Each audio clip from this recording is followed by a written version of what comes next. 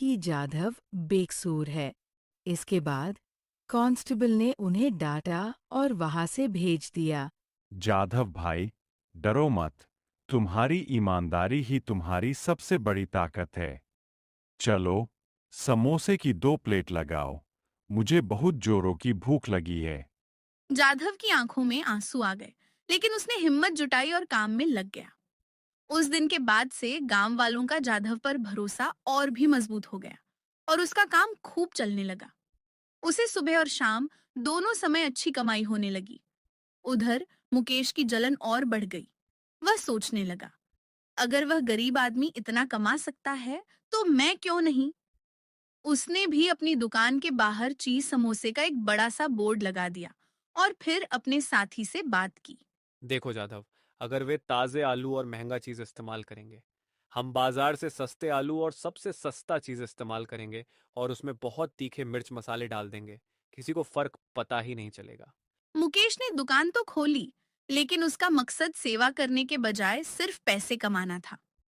कम कीमतों की वजह से लोग उसकी दुकान की ओर खींचे चले आए, लेकिन 2 दिनों के भीतर ही इसके नतीजे सामने आ गए और आखिरकार एक आदमी ने उसकी दुकान पर उससे सवाल जवाब किया।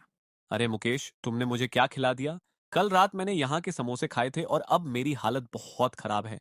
मुझे बार बार डॉक्टर के पास जाना पड़ रहा है। धीरे धीरे मुकेश की पोल खुलने लगी। जो लोग सस्ता देखकर वहां गए, उनकी तबीयत खराब होने लगी थी। बात सरपंच तक पहुंच चुकी थी।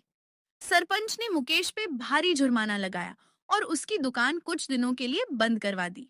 गांव में उसकी बदनामी हो गई और दूसरी तरफ ना सिर्फ गांव वालों का दिल जीता, बल्कि लोग दूर दूर से चीज समोसे का स्वाद लेने आने लगे। लेकिन जाधव का दिल आज भी उतना ही साफ था जितना पहले। उसकी तस्वीर अखबार में आई। कैसी मेहनत ने उसकी किस्मत बदल दी। उस तस्वीर को देख के एक बिजनेसमैन उसके वहां आए। जाधव भाई, आपके चीज समोसे का स्वाद मैंने पहले कभी कहीं नहीं चखा। मैं चाहता हूँ कि हम हाईवे पर एक रेस्टोरेंट खोलें। जगह और पैसे मेरे होंगे और हुनर आपका होगा। सर, मैं तो बस एक मामूली सा आदमी हूँ। इतनी बड़ी जिम्मेदारी तो मैं संभाल भी नहीं पाऊंगा। आप इसे क्यों नहीं संभाल पाएंगे? आपने बारिश में भी ठेला चलाया है। ये काम तो कम से कम छत के नीचे है। भगवान ने आपको यह मौका दिया है, इसे हाथ से न जाने दें। जाधव मान गया और कुछ ही महीनों में हाईवे पर एक शानदार ढाबा तैयार हो गया, जिसका नाम रखा गया जाधव के असली चीज समोसा।